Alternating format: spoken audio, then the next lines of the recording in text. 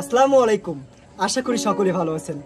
আমরা কিন্তু চুয়াডাঙ্গা জেলার মানুষ, আর আমার পাশে দেখছেন চুয়াডাঙ্গা জেলার একটা ঐতিহ্যবাহী একটা বাড়ি বলতে পারেন, কারণ কি এই বাড়িটাতেই চুয়াডাঙ্গা জেলার ইতিহাস ঐতিহ্য কিন্তু তুলে ধরা হয়েছে। আর বাড়িটা কিন্তু স্পন্দন ল্যাপটপ গ্যালারির আর সাথে নির্মাণকৃত। আর আজকের ভিডিওতে চুয়াডাঙ্গা জেলাকে নিয়েই আমার নিজের লেখা একটা গান আপনাদের সাথে তুলে ধরার চেষ্টা করব, তাই শেষ পর্যন্ত ভিডিওটা দেখলে আশা করি আপনাদের ভালো লাগবে। আমার মন চাই রে গানে গানে বলি চুয়াডাঙ্গা জেলার কথা, দাদার মুখে শুনি আমার মন চাই রে,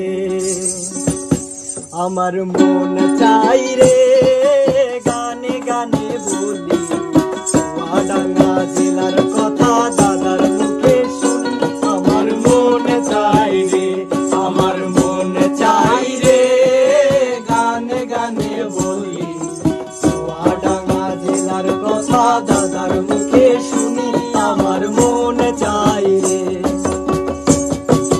প্রথমেতে বলি আমি চন্দ্রকালা, প্রথমেতে বলি আমি চন্দ্রকালা, আলমডাঙ্গায় অবস্থিত বাংলাদেশের সেরাই আমার মন চাই রে, মন চাই রে গানে গানে বলি চুয়াডাঙ্গা জেলার কথা, দাদার মুখে শুনি আমার মন চাই রে, মন চাই রে গানে গানে বলি চুয়াডাঙ্গা জেলার কথা, দাদার মুখে শুনি আমার মন চাই রে।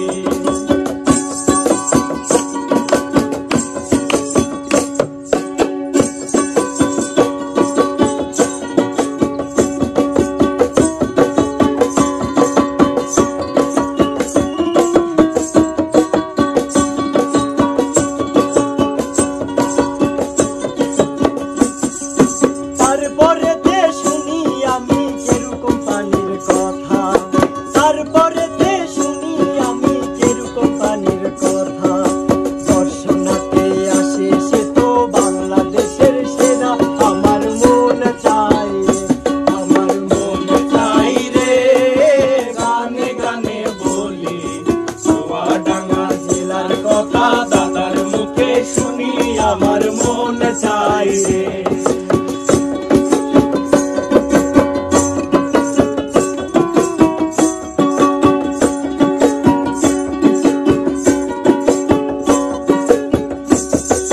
তারপরেতে শুনি আমি মুক্তিযুদ্ধের কথা, তারপরেতে শুনি আমি মুক্তিযুদ্ধের কথা, বাংলাদেশ আট কবর জেলা চুয়াডাঙ্গায় আমার মন চাই রে, মন চাই রে গানে গানে বলি চুয়াডাঙ্গা জেলার কথা, দাদার মুখে শুনি আমার মন চাই রে, মন চাই রে গানে গানে বলি চুয়াডাঙ্গা জেলার কথা, দাদার মুখে শুনি আমার মন চাই রে, আমার মন চাই রে গানে গানে বলি চুয়াডাঙ্গা জেলার কথা, দাদার মুখে শুনি আমার মন চাই রে, আমার মন চাই রে গানে গানে বলি চুয়াডাঙ্গা জেলার কথা, দাদার মুখে শুনি আমার মন চাই।